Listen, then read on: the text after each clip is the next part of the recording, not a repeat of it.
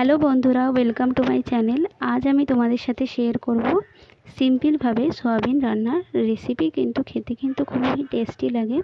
এভাবে বানিয়ে তোমরা দেখো। চলো ভিডিওটা এবার শুরু করা যাক। প্রথমে এর জন্য আমি সয়াবিনটাকে উষ্ণ গরম জলের মধ্যে একটু লবণ দিয়ে ভিজিয়ে রেখেছিলাম। এখন জলটা নিংড়ে নিয়েছি। আর নিয়েছি দুটো আলু, এভাবে কেটে নিয়েছি পিস পিস করে। আর এদিকে মিক্সারে নিয়েছি পেঁয়াজ কুচি, কাঁচা লঙ্কা, আর নিয়েছি আদা, অল্প 2-3 কোয়া রসুন আর অল্প জিরে গুঁড়ো। এবার এটাকে একসাথে পেস্ট বানিয়ে নেব। আর দেখো এখানে ফোড়নের জন্য নিয়েছি গোটা জিরে, তেজপাতা আর নিয়েছি শুকনো লঙ্কা। দেখো এখানে পেঁয়াজ, আদা, রসুন, কাঁচা লঙ্কার পেস্টটা বানিয়ে নিয়েছি সয়াবিন রান্না করার জন্য। এবার আমি কড়াই বসিয়ে দিয়েছি গ্যাসে। এর মধ্যে দিয়ে দেবো তেল, দিয়ে সয়াবিনটাকে ভেজে নেব। চলো দেখতে থাকো। দেখো তেলটা কিন্তু একদম গরম হয়ে গেছে। এবার এর মধ্যে আমি সেদ্ধ করে রাখা, জল ঝরিয়ে রাখা যে সয়াবিনটা আছে ওটা দিয়ে দেব।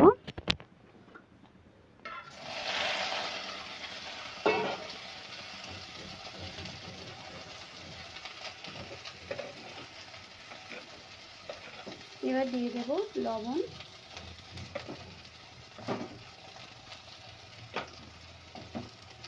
আর দিয়ে দেব অল্প হলুদ গুঁড়ো।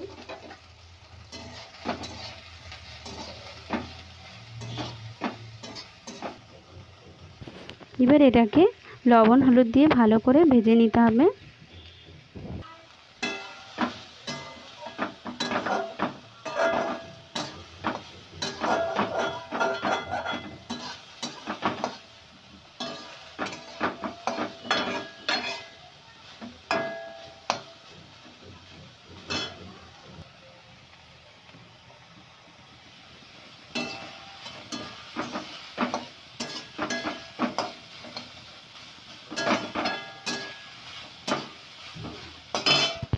এটাকে কিন্তু একটু লাল লাল করে ভেজে নিতে হবে। দেখো সয়াবিনগুলো কিন্তু ভাজা প্রায় হয়ে এসছে। এবার এগুলোকে আমি তুলে নেব একটা বাটিতে।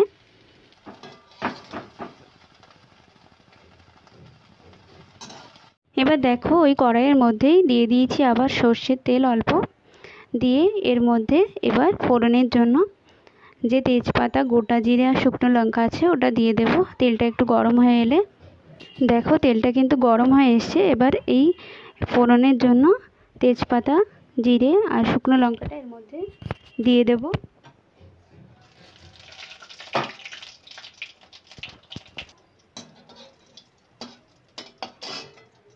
এবার এর মধ্যে দিয়ে দেব কেটে রাখা আলুগুলো।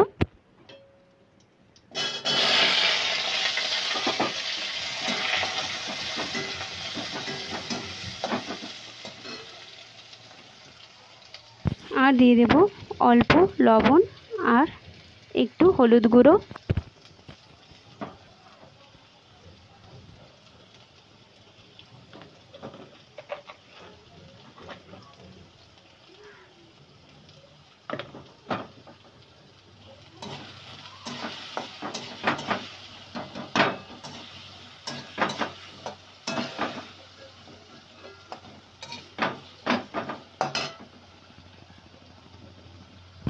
এবার এটাকে ভালোভাবে ভেজে নিতে হবে।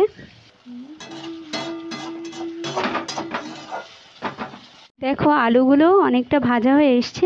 এবার এর মধ্যে যে মশলাটা বানিয়েছিলাম ওই মশলাটা দিয়ে দেব।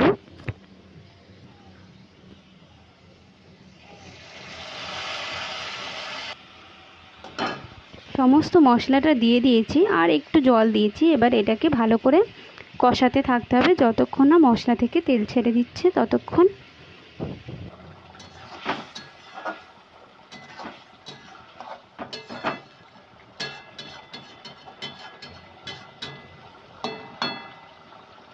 চলো কিছুক্ষণ পরে মশলাটা কষে যাওয়ার পরে আবার ভিডিওটা কন্টিনিউ করছি। দেখো আলুটা কিন্তু একদম কষে গেছে। এবার এর মধ্যে ভেজে রাখা যে সয়াবিন ওটা এটার মধ্যে দিয়ে দেব।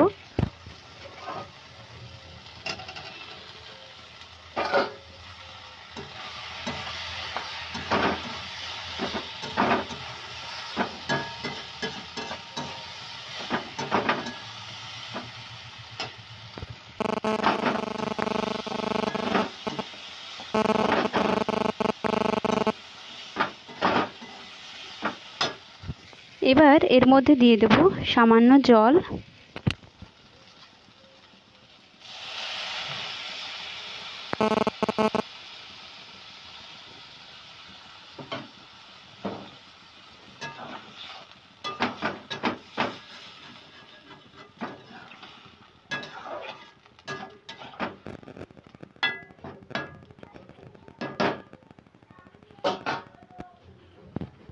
এবার আলুগুলো যাতে সেদ্ধ হয় তার জন্য লো ফ্লেমে 10 থেকে 15 মিনিট আর একটু এটাকে রান্না করে নিতে হবে। চলো আমি এটাকে ঢেকে দিচ্ছি 10-15 মিনিট পরে, তারপরে আবার দেখাবো। দেখো 10 থেকে 15 মিনিট হয়ে গেছে। এবার আমি ঢাকনাটা সরিয়ে নেব।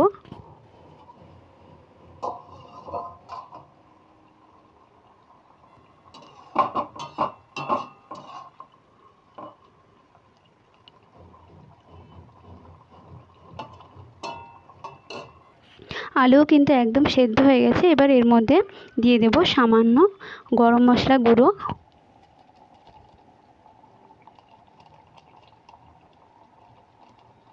আর দিয়ে দেব অল্প পরিমাণে চিনি।